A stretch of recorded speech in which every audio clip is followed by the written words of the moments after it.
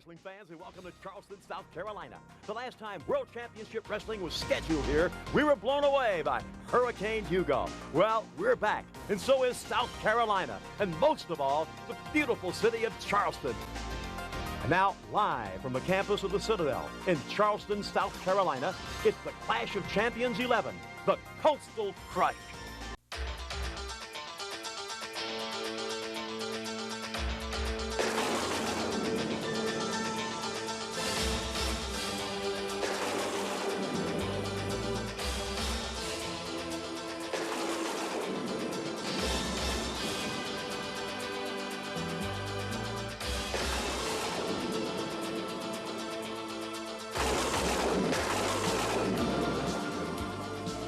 Welcome in to this very special Christmas Day edition of Retro Wrestling Rewind. As always, I am one half of the Uncrowned Podcast Tag Team Champions of the World. I am retired professional wrestling ring announcer David Fine, alongside my tag team partner, the true Long Island IC, a man who does not collect wrestling figures. Grown-ass man. He's a grown-ass man. He is Alex G, man. Happy Christmas, Feliz Navidad, and I'd like to wish you a happy Festivus for the rest of us. It was a couple days ago we aired our grievances, and now we're going to air our grievances about Clash of the Champions number 11. Coastal Crush. How are you doing on this Christmas Day edition, man? Better than most people, I would assume. Yeah, I mean, the weather down here in Georgia, Bad Street, USA, the home of the Fabulous Freebirds, is cold. It's been fucking raining for 2 weeks. Can't take the kid out. Can't do anything. He's getting cabin fever. How's the weather up your neck of the woods? It's not too shabby. It's not cold up here. Well, hey, I'm wondering, has anyone tried to Google the location of Bad Street, USA? Let's get that on the Google Maps. I'm gonna Google that in a second. We're gonna figure out if there's actually a Bad Street, USA. I think there actually is. Probably. I've seen a couple of streets in Atlanta that could be considered Bad Street, but... Well, I'm wondering because Michael Hayes wasn't from Atlanta, though. No, he was not. I don't understand why they decided... He's from, Pensacola. I don't know, but... That's so weird. Why? What's he doing? Shave your chest. I don't know. Coastal Crush. It was in Charleston, South Carolina. They prefaced the fact that the last time they were there was a hurricane coming. To explain why there was no fans there last time. Yeah, it was an okay show. I mean, it was the first time that Tony Schiavone was back from his foray in the WWF. We had Bob Caudle, good old JR Jim Ross on commentary. So I mean, it was a good show. Yeah, I always love these clashes. These clashes were always like fun. Yeah, especially when you watch their actual television. Which at the time and for most of their tenure has been a complete mess, but it's WCW. Yeah, I'm still them substituting some of the music. It's just ridiculous, but that's neither here nor there. I mean, we're gonna be having a guy. Well, obviously the Steiners can't come into Welcome to the Jungle like they used to. 89. No, but I mean, your favorite rock and roll band, the Fabulous. They're not rock stars. Fabulous Freebirds. They come into their original music, but that's neither here nor there. We're going to be having actually a guy coming up in 2019 that was actually a part of building the network, and I want to ask him all those questions. And of course, if you have a question that you maybe want to ask him, just tweet us at the RW Rewind on Twitter. Same on Facebook. Our website is therwrewind.com. This is our last show of the year. I mean, any New Year's resolutions that you have for the fans? Are you saying, hey, fans, I would like to watch Clash of the Champions 21, whatever the hell that was. I mean, do you have any New Year's resolutions for the Retro Wrestling Rewind universe? I think I want to try to, and this is very important, I want to try to watch less bad wrestling. So you're not going to watch any of the current product? No. Wow. No, I mean, the current product is good. I mean, I can't really... The wrestling matches are good. It's just my issues with the current product, and I'm not going to segue too long into this, is that the show is stale, the production sucks, and the wrestling is actually really good if you watch just the matches. Yeah. Storylines and angles, promos are all garbage. So. I mean, yeah. If you want to see some great wrestling, and I can get, I'm not. It's not a, David Fine guarantee because that's for shit. But come up to WrestleCon in New York at the Hilton. They're gonna have some great wrestling. They're gonna have Sami Callihan there. They're gonna have so many legends. They're gonna have J.J. Dillon, Lex Luger, Tully Blanchard. Barry Windham's going to be there. Tim Horner. I know Scott Hall's going to be there. Kevin Nash. No, I'm not sure if Kevin Nash, but he's not. We're going to have Bill Atner there. Well, Flair's going to be there, which is probably the most important. Ricky Steamboat. We're gonna have Flair. He doesn't drink as much anymore, so he may not be in the hotel bar, but I'm just saying he may be in the hotel bar. It's going to be a great time.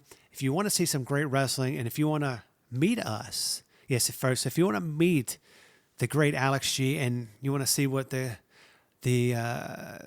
pretty boy David Fine looks like, don't know the booth number. They're going to be picked up. We're going to be picking the booth numbers in January. We'll post that on our Twitter. If they were smart, they would have all the podcasters in one area. But. Yeah, I asked him that, and he didn't get back with me on that. So we're gonna have to see. It's going to be. It's going to be a fun time. It's going to be a long weekend. It's going to be, of course, WrestleMania. We're going to have WrestleCon at the Hilton. We're going to have Pancakes and Pile Drivers with Sami Callihan, his promotion. You're going to the Madison Square Garden show, correct? I'll be there for Ring of Honor. I'll be there for WrestleMania, and I'll be there for the WrestleCon Super Show. Yeah, I mean it'll be my first ever WrestleCon. I've been to WrestleMania. I went to the one in WrestleMania 30 in New Orleans, and I wanted to go to WrestleCon, but I was like, yeah. But now that we're going to be a part of it, we're gonna have a. It's just I floated this by Alex G, and he said this is actually a good idea. I was surprised because a lot of my ideas are very good. We're gonna be recording. I'm bringing up all my gear. It's gonna be fun. We're gonna have fans that, if you're at the WrestleCon, if you're walking past our booth, whatever booth number that is, and you have a moment in wrestling past from 2000-ish to 1980-ish. We'll talk to anybody, but if you have a memory from wrestling's past and you want to be on the podcast and you want to say, hey, man, I love when Black Scorpion came out and it ended up being Ric Flair, or I love it when this happened or when that happened. No one's ever going to say that. You never know what that they loved it, that Ric Flair was the Black Scorpion. Oh, I love the Black Scorpion. I mean, because didn't you say it was Al Perez for a little bit? Yeah, it was a bunch of different guys. Yeah, I'm pretty sure it was supposed to be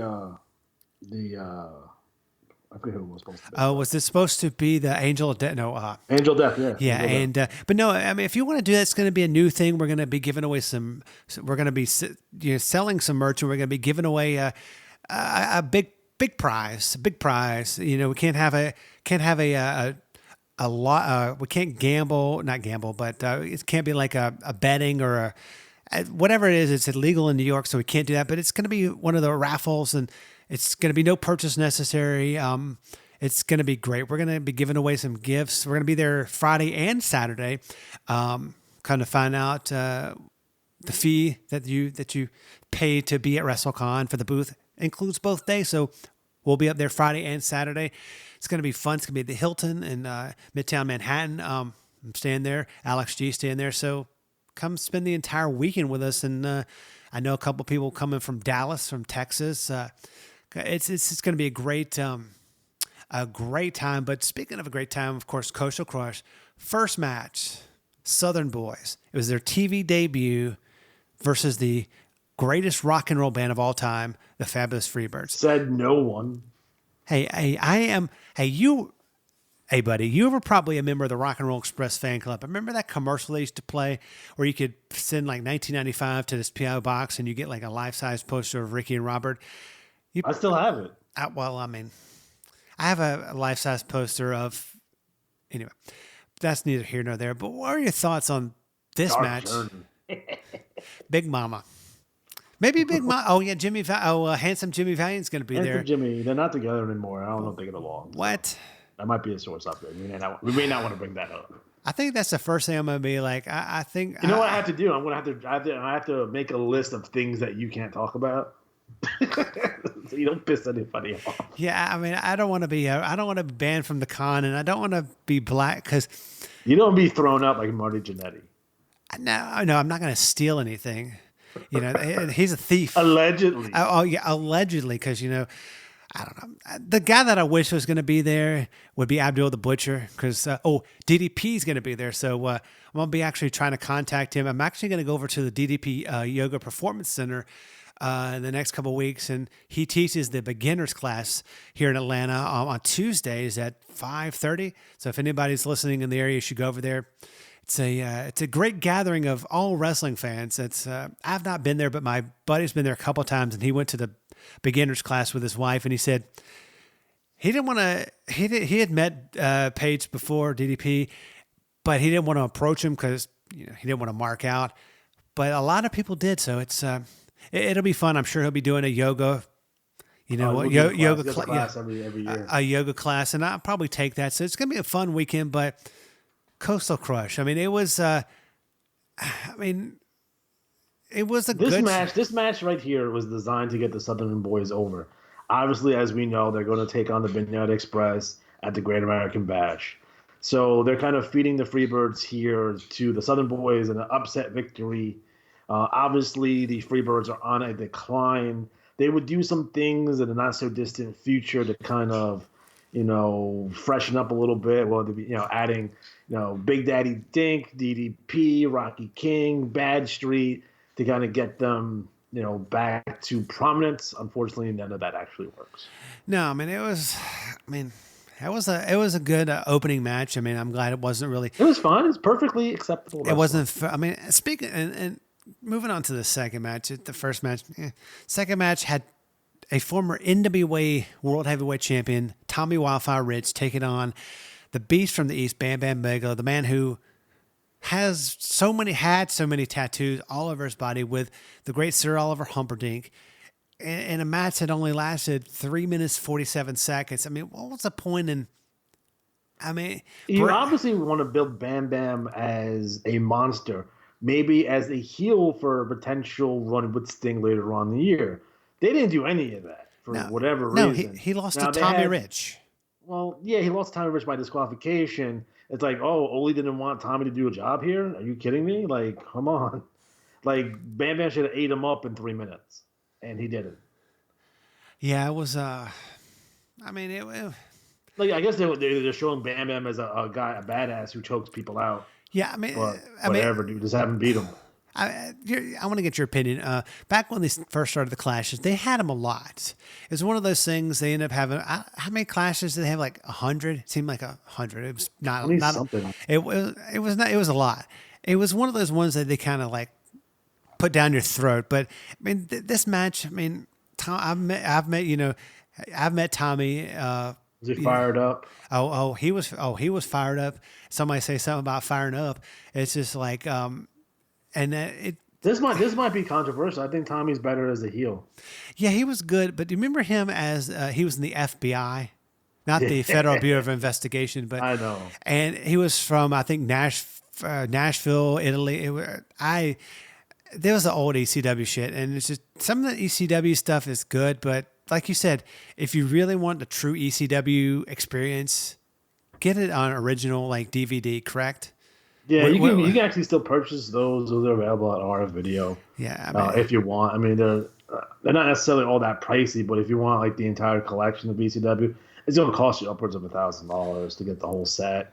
Or you can pick up random events as you like. If you actually buy the events, like would it be Gangsta's Paradise or whatever, you don't really have to buy the TVs, although you probably should and you would want to, because the way their TV was shot is they did those events and they cut them up to make their TVs. So, yeah, it's ECW is a good concept. It's just watching it now on the network is just like. Well, you can't watch it on the WWE Network. I wouldn't even suggest that. It just ruins the experience. I guess I wouldn't. Yeah, I wouldn't recommend people. Unless you've never watched any ECW and you know nothing. Even then, I wouldn't even watch. You wouldn't even recommend it. No, like. go out of your way and just buy the DVD. Just, whatever shows that you like or whatever range of televisions that you want to see, I would just buy those because it is 99% the music. I don't think they really cut any angles out, but no, they did not. But and speaking of something they could have cut out, next match it had Tom Zink, the pretty boy Tom Zink, and Captain Mike Rotunda. Yes, folks, they went from a captain of the great varsity club to a captain of a boat versus the Samoan Savage and Fatu. I mean, what were your thoughts on them moving around Mike Rotunda and his captain gimmick? I mean, that was Mike's idea, from what I understand. He kind of got a deal with a yachting company or something like that. So this was like his own side deal that he got to be Captain Mike on TV, and then he got a free boat. That's funny. It's like, I mean, it's kind of like, That's some corny shit to do. I mean, it's kind of like, an athlete, like a basketball player, like Michael Jordan doing Nike. I mean, it's like these side deals you don't ever think about. But I mean, what were your thoughts on this match? I mean, it was 5 minutes and 40 seconds. I mean, it was weird because it was Fatu and the Samoan Savage, not the SST. That's weird to me. Yeah, I mean, I wonder if Fatu's tag team partner was hurt at the time. I mean, I read online, in the internet, it never is wrong. I think he left. He may have left, so that's why they had this incarnation of the SST. Which I mean, any of these guys I would not want to meet him in a dark alley. Just say, I mean, these guys. I like Tama, but I do prefer Fatu with Samu. Yeah, I mean, I think most of these tag teams are, the incarnations are really good, but we'll just have to. It was. I mean, Tom Zink is good. Mike Rotunda. Why didn't it go over though? Like. Obviously, you're not pushing Tom Zink and Mike Rotunda as a tag team. No. You're just not going to do that, right? No, they're not. Like, if it was Pillman and Zink, I could see it. But unless that Fatu and Tama are leaving at this point, which I don't know when they would leave for the WWE, or even if they would go directly from WCW to W, I don't remember off the top of my head. But it's like, really? This is what you're doing? Where's Paul Lee? Paul Lee was their manager. What happened? Oh, I'm not sure, but he was in. I gotta go back and watch that TV. I mean, speaking of Paulie, because he's in the next match. Yeah, speaking of that, I mean, he was with Mark Callis. I mean, and of course, him. You know him as the future Undertaker versus Brian Pillman, and I mean, this match on paper should be a squash match. I mean, it should be just. I mean, it was not bad. They still got love for Pillman. Like Pillman is. I mean, he's not booked as good when he was, when Flair was booking him. But I understand what they're doing with Mean Mark. They want to have Mean Mark as a potential, guy for Luger to face, which he would go on to face, I believe, at Halloween. Great American Bash. And this was 19. This is June 13th, 1990. How long after this did he debut as the Undertaker? What year? He debuted in November of 90. So it was a couple months prior. I mean, it's just like, I think that was if he hadn't gone to the WWF at the time, do you think he would have been over as big as he is now? Under the right circumstances, yeah. I mean, he's been around for a while. He's been around at this point, it's 1990, so he's been around for 6 years. Yeah. So he's not necessarily a rookie at this point. No. But he started to come into his own around this time. So eventually, not in WCW, because WCW had a hard time getting anybody over. So, if he would have went to the WWF, maybe not as Undertaker, as a different incarnation of the Mark Callis character, then possibly, yeah. Yeah, I mean, it was... Because he does too many cool shit. Like, he does the rope walk, and he's so athletic for a guy of his size, and his unique look. They would have found something for him. Yeah, I mean, they definitely would have done that. I mean... It was a good match, and I'm a big fan of Brian Pillman, and he's his son is currently wrestling on the independent circuit, and he's a great wrestler. Has the exact same look as his father, but it was a good match. But the next match is for the U.S. Tag Team titles. the R&R, the Rock and Roll Express, Ricky and Robert, the Rock and Roll Express versus Stan Lane, Bobby Eaton, the Midnight Express with Jim Cornette. Speaking of Bobby and Stan, they're going to be at WrestleCon. So if you're there, buy passes to get their autograph. I mean, what were your thoughts on this? I mean, it was. It's the Midnight Rock and Roll. You can't go wrong with putting that match on TV. No, and it was perfectly acceptable. Like Rock and Roll actually looked really good here. And I mean, according to the time cues here on Wikipedia, it went 12 minutes 8 seconds. So it was the longest match of the night. I mean, they gave him room to breathe. I mean, it wasn't rushed, and it was. I mean, they had so many good matches, and they had good matches on the Clash. I mean, that I'll give it to WCW, NWA back then. They gave the Rockers and the Rock and Roll Express and the Midnight Express time to breathe whenever they wrestled. I mean, they didn't rush them. Well, they know it's going to be a 5-star instant classic every time they wrestled. Like, I never seen a bad Midnight versus Rock and Roll matches. Now, I've seen like exceptional matches and I've seen good matches, but I've never seen a bad match between the Rock and Roll and Midnights. Or the Midnights and Fantastics, for that matter. Yeah, I mean, I'm a big fan of any of those two, those 3 tag teams, wrestling at the same time. It's fabulous. I mean, the Fantastics, Tommy Rogers, Bobby Fulton, they're great, and the Rock and Roll Express, the Midnight Express. Do you think I've asked you this before, and we'll have debate it till the end of time? Is this your favorite incarnation of the Midnight Express? I like them better because I watched more of them in real time than I did with Dennis. Yeah. So I watched them as they happened. Yeah. Because I was watching during this period. So I always have a nostalgia for Bobby and Stan Lane. But watching the matches with Dennis, like, those are fucking amazing. Yeah. I mean, and speaking of a match that was not amazing, next match, Barry Windham, Doug Furnas. Doug Furnas can't work. He's the world's strongest man, but he can't fucking work. He can't work. He can't. At this point in his career, in June of 1990, he can't work. And like, it took Barry Windham everything he could possibly do to make this, to make this match anything. Yeah. Like, Doug Furnas looks great. He's a great look about him, world's strongest man. I get all that, but not for nothing. How many wrestlers throughout history has they billed as the world's strongest man that was a shitty fucking worker? Just about all of them. Yep. I mean, I can't name Bill Bill Kazmaier. Yeah. God. With Ted Arcidi. Yeah, I mean, I felt Mark bad. Henry for a while until he got good. Yeah, I mean, I kind of felt bad for Barry. I mean, he was a good wrestler. I mean, and they put him against one of the best of all time. Put him against Doug Furnas in a match on the Clash, and it's like it's match 6, so it's kind of in the middle. It's one of those matches that I think they used to call, like, when the women in the WWE would wrestle. The popcorn matches. They would get up. I mean, I've been known to do that. Even at a live event, I get up, use the restroom, go to the concession, go to the merch stand, because no one really gives 2 shits about it. And I think this is the kind especially now that the WWE does not do intermissions. No, they do not. They just keep on rolling. And after that 6-hour pre-show and the 5-hour pay-per-view, it's going to be fun at WrestleMania, especially since it's outside. So hopefully the weather will be nice in April in New York. Oh, it was raining last time. That's going to be fun. It's going to be raining. So check this out. When I went to WrestleMania, right, it got cold and started raining, so I went inside to buy a hoodie, and they were sold out. So I had to buy a WrestleMania blanket. And I looked like a 6-year-old man with a WrestleMania blanket. Oh, and I'm sure. Do you still have this 6? Do you have this? I do. Absolutely, I do. Well, that's good. I mean, I'll have to.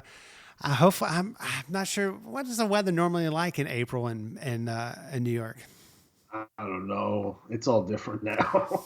Yeah, it'll be. They could be snow on the fucking ground for all I know.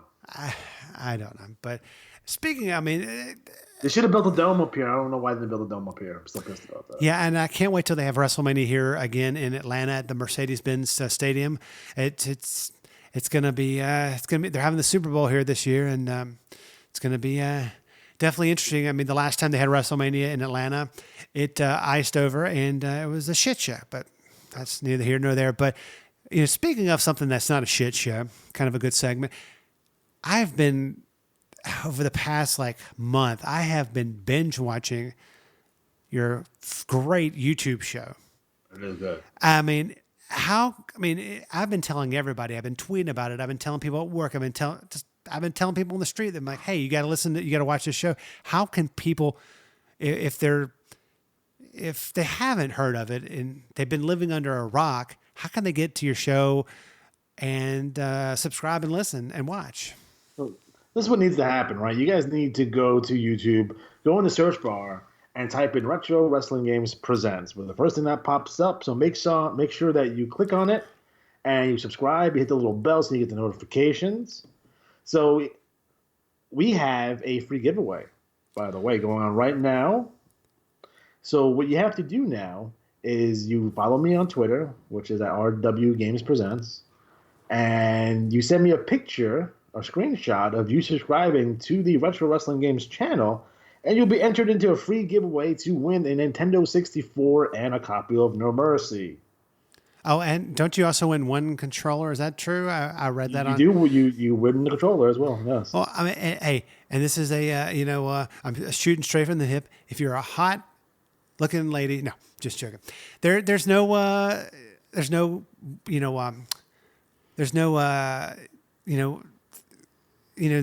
content, not rules, but there's no like. No, just you don't have to do anything. You just have to subscribe. You don't do anything. All you gotta do is subscribe and send me a picture of you subscribing. That's it. This is worldwide. So if you're in England, if you're in Japan, if you're in Canada, Mexico, it doesn't matter. I will send this anywhere in the world. You will even send it to Georgia if someone, if one of your followers and watchers lives in Georgia. I know one of the big fans here on the podcast is a fan of your YouTube channel, and I know he's subscribed and is trying to win the game. Of course, I'm not going to try because I don't want to seem like it's some kind of shady deal. So I will withdraw from the contest. And of course, I mean, is there anything coming up? So anything big like this? Well, we took a little bit of a hiatus because of the holiday season, so we haven't had any videos come up in the last couple of days or so. But you definitely want to check out our Double Dragon Reloaded gameplay video. Now, what it is, it's Double Dragon, the 1987 arcade game, and it's basically a ROM hack that includes as playable characters Hulk Hogan and the Ultimate Warrior. Really? That's pretty dope. Really? I mean, how was that? I mean, that was... It was fun. It was fun. I mean, that sounds like a... Because they have all their moves, too. You can do a press slam, you can do a leg drop, atomic drop, pile driver. So potentially you and if you're, Hulk Hogan, the Ultimate Warrior, hit the streets to beat up all the baddies. That sounds like something that would be an awesome thing to do in real life. It's like, but and speaking of, YouTube, it's YouTube. It's not that other tube that you can watch, adult videos on. It's youtube.com/the Retro Wrestling Rewind.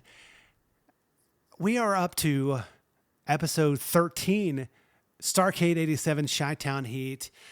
Folks, if you can't get enough of the audio version, there's also a video version of the podcast. It's uploaded weekly. It's a great addition to the podcast. It's been getting a lot of follows and a lot of likes. And I just want to thank everybody that, of course, if you want to follow us on Twitter, we are at the RW Rewind. We are on therwrewind.com. That's our official website. And of course, on Facebook, we're at the RW Rewind. I've figured out that if you make it easy for people, and to be honest with you, wrestling fans, you gotta make it easy. No slight to them. Everything is the RW Rewind. It's going to be great. We're going to be at WrestleCon in New York in 2019 in April. But moving on Clash of the Champions 11, the next match only lasted 26 seconds. Lex Luger taking on Sid Vicious. Now, I'm wondering if they had a time problem here. I mean, it seems kind of weird for this match to only go 26 seconds. yeah. Luger wins via, I believe, a clothesline and beats Sid here clean. Which is weird because we know that Sid would go on to face Sting at Halloween Havoc. So why are you not protecting him? Yeah, I'm not. I mean, it was very baffling. I mean, he was. Yeah, they must have been a time issue. Or At something. least have only come in and get it and do DQ at the very least here. Yeah, I mean, there's not much to say about this. I mean, it was. Whenever I watched it back, I was like, God, that match was not very long. It's like. It was very real. I mean, and Lex was really good, and it was not. I guess he was in his prime back then because he was good. Sid was, well, Sid. I mean, he was. That's all you can say. I mean, it was just weird. But the next match, since that match only lasted 26 seconds, the great team of Doom, Butch Reed, Ron Simmons, future world champion. First ever Black World Heavyweight Champion with the great Teddy Long, who will also be at Starcast at WrestleCon next year, taking on Rick and Scott, the Steiner brothers, for the NWA World Tag Team titles. By the way, Bearcat Wright is the first Black Heavyweight Champion. By the way, Who? Bearcat Wright. Oh, and then if you want to take it even further, Bo Brazil technically was also World Heavyweight Champion. well, I mean, they don't really bring that up in the WCW days. Well, do of they? course they don't, because it's WCW. It's WCW. What were your thoughts on this match? I mean, this match is awesome. It's probably, this card in general. You have the Rock and Rolls and the Midnights, which is a really good match, and you have Doom versus Steiners. You can't really go wrong with that. You see Scotty hit those kind of that weird body slam. Yeah. Where he picked up both of them and kind of just did a backflip and slammed them, which is ridiculous. Yeah, and the funny thing is about this, I mean, Butch Reed was great. Ron Simmons was really good. Tay Long, former referee. I mean, become manager. He was a great referee, even greater manager. And then they had the Steiner brothers from up here in Georgia, and now Scott Steiner owns a Shoney's. And Rick Steiner is on the school board of Cherokee County up here in North Georgia. So, folks, if you live in Cherokee County, just know that your kids, the future of your kids' education, is in the hands of Rick Steiner. I don't remember if this was in this match or not, but Jim Ross did state that they both had degrees in education. Yeah, and I mean, it was one of those things. I mean, what were your thoughts on Rick Steiner? I mean, did you like him whenever he was in the Varsity Club? He was technically supposed to be a heel because he was with Kevin Sullivan, Mike Rotundo, Dan Spivey. Rick is hard to put as a heel, I thought. Yeah, he just seemed like he would be a nice guy. Even when he turned to like late WCW, at a certain point he turned at the end of WCW. It just didn't work. Yeah, Rick is very, very likable. Yeah, I mean, and then Scott. I mean, back then Scott wasn't, of course. Amazing. He might have been like, he was doing shit that we've never seen before. He wasn't on as they call it, on the gas, but now he probably was on the gas. Yeah. Oh, that's the accident. I mean, folks, if you have not allegedly on the gas, there's no chance in hell that he's not doing something. Now, I'm just saying, if he's listening to us, I mean, I don't know. He's freakishly big unless he spends every waking moment, kind of like Scott or Kevin Nash.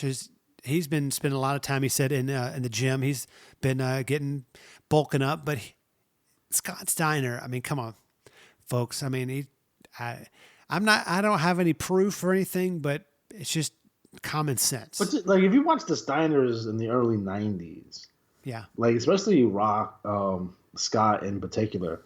Like, he's hitting Germans, dragon suplexes. He's doing butterfly suplexes and the power bombs, tiger bombs. He's doing all kinds of crazy, like, Japanese moves that we've never seen before, and it's fucking bananas. Yeah, I mean, they were a great tag team. I mean, probably the best tag team of the early '90s. I find it hard pressed to find a better tag team than the Steiner brothers during that era. Yeah, I mean, I would put Doom along with them. I mean, I think they're better Do you think they were better with mask or not mask, or did it really matter? No, I prefer them with Teddy Long without the mask than versus Woman with the mask with Nitron and all that nonsense. Yeah, man. And speaking of nonsense, the next match, Mr. Wonderful, Paul Orndorff versus Double A Arn Anderson, probably I will put him up at the top as probably, he was a great technical wrestler, a great singles wrestler, a great tag team wrestler, and one fucking hell of a good promo, man. I mean, what were your thoughts on this match, putting them... It's funny because people keep on saying that Arn Anderson is underrated, and I've never seen anyone say anything bad about Arn Anderson ever. No. Nope. He seems like a good guy. Could he have been a world champion? Yeah, probably. In 1975, he probably could have. Yeah, I mean, I think back then he would have his gimmick and look would have definitely gone up. I mean, late 70s, maybe early 80s. I mean, if Flair hadn't come around, and dominated and been like, he's such a good promo. And his matches are fucking amazing. I mean, and his spine buster, he's just spine buster, DDT, everything would look sharp, everything would look good. Yeah. At least we didn't get to see his ass in this match because Orndorff pulled down his trunks in this match, but the camera's on the wrong side. Oh, no butt action from Arn Anderson on this match. Thank God. And I mean, anything else that you like to say on this match? I mean, it was. Well, yeah, Paul Orndorff versus Arn Anderson, which on paper that could have been, 4 years prior, that could have been a main event anywhere in the world. It's just Paul Orndorff, is definitely a decline here. Yeah. He's trying to make a comeback. And he has the neck problems. Obviously, the one arm is noticeably smaller than the other arm. This is not Paul Orndorff circa 1986. So, there's definitely a big difference here. But Paul Orndorff, got the victory over Arn here in a non-title match. So, they really kind of have high hopes for Orndorff here. I mean, a lot of oldie guys on this show. Yeah, Bobby Rich, Orndorff. That's not. And then we get to the main event. I don't really understand this. I mean, it was the Junkyard Dog taking on Nature Boy Ric Flair for the title. I mean, JYD. JYD is also an oldie guy. So. He won by disqualification. What was the? I mean, I know that you said that there was a.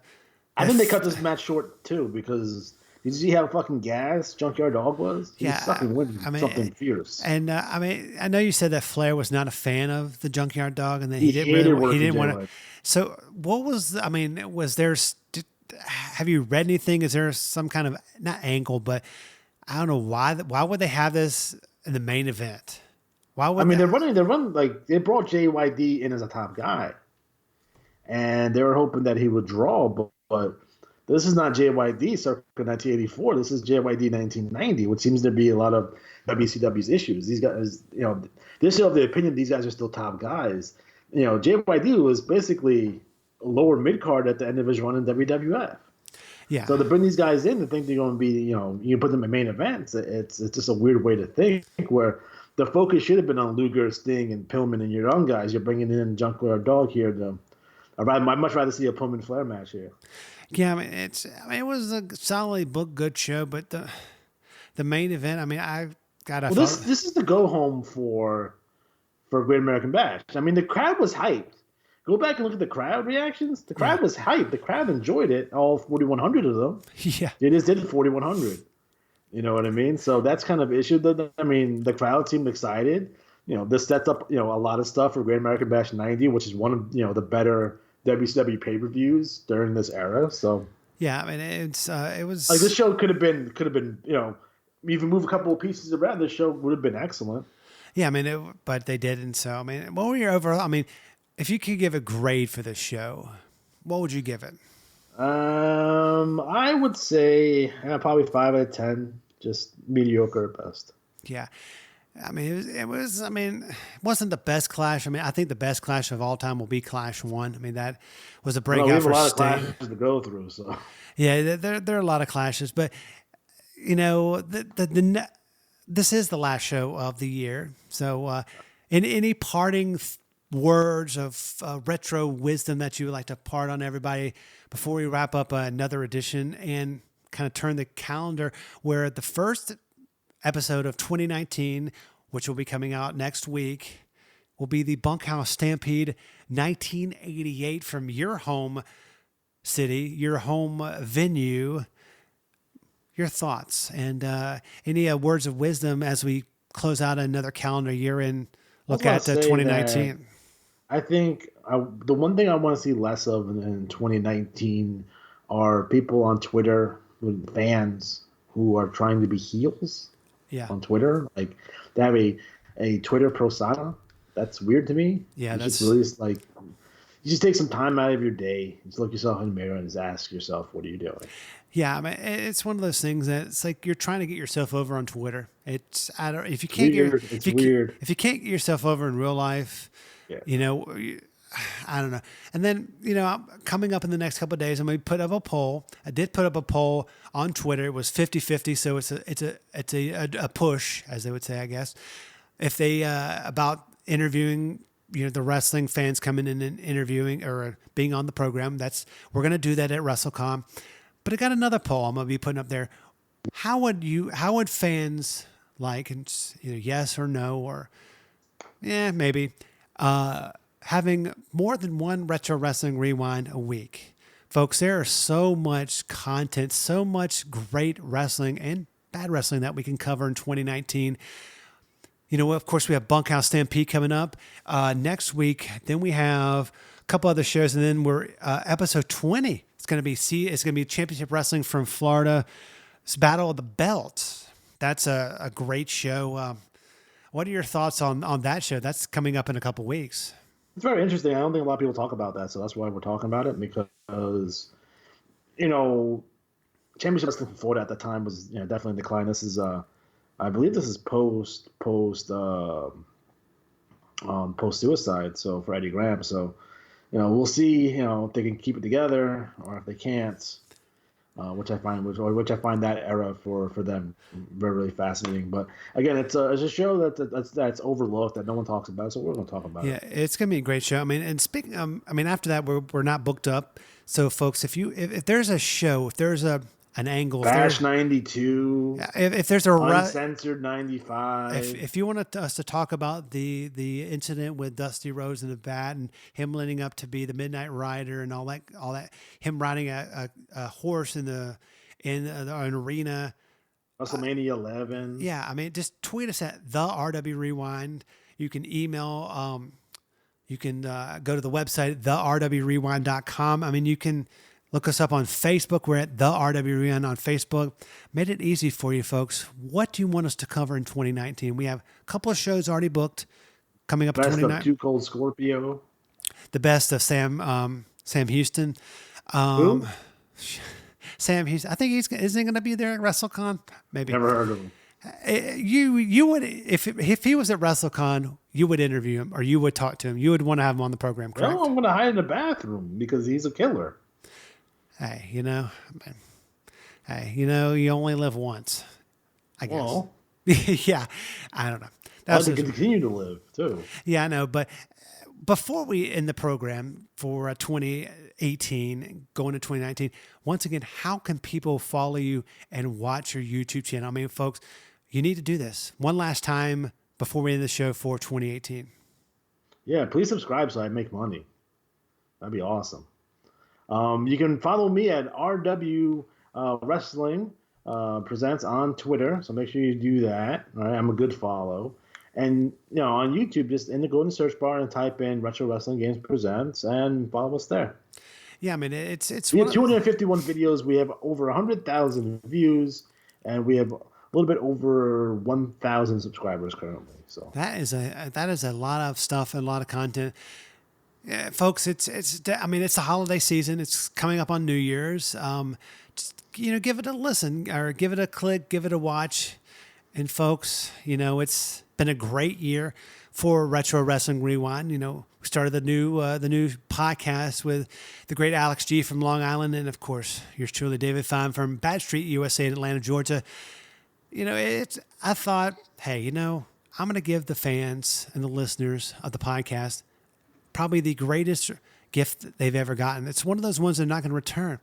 And folks, I hope you weren't disappointed. Herpes. Yeah. Hopefully you're not disappointed in this episode. It's a special Christmas Day edition. Folks, if you're listening to this in the morning, after you listen to this, Go spend time No, with you it. need to listen to us while you're opening your presents. You should do that. You should put it on the old surround sound and just blare it. But if you do that, your family may not like you. But after listening to this, just go spend time with your family, and we'll see you back here in 2019. So, for the great Alex G, I am David Fine. At least I wish you a happy holidays. We'll see you in 2019, where we cover the great Bunkhouse Stampede 1988. That'll be our first show of 2019. Man, folks, it's gonna be a great 2019. That show sucks. We're gonna be doing a lot of shit in 2019, folks. You got to follow us on the RW Rewind on Twitter. It's gonna be an epic year. We'll see you in 2019. This is Dusty Rhodes, the American Dream, the buckle, the boot, the prestige, the money of the Bunkhouse Stampede.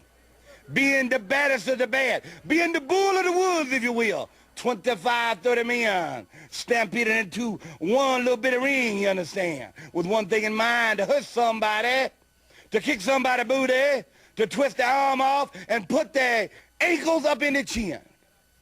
And many mornings I got up dwelling on the fact of being the 2-time winner of the Bunkhouse Stampede. How am I going to do it this year, when last year I had to feel around, see if my nose was still on my face. Look up in the morning and see if my ears were still on my head. My eyeballs in this socket were playing steady on my mind, because I knew Dusty Rhodes has to be the Bunkhouse Stampede champion for the 3rd time. If you will, for your hockey fans, it's a hat trick. You understand? It's a hat trick. And Dusty Rhodes now comes at you with this in mind.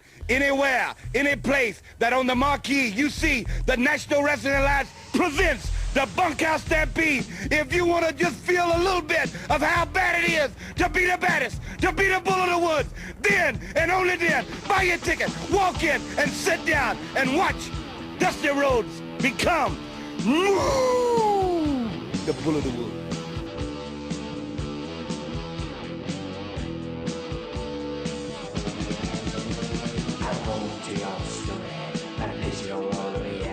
This ain't no home sweet home, it's a home sweet misery. We knew when we got here, they tried to put us away. But when they seen us walk down the street, they ran the other way.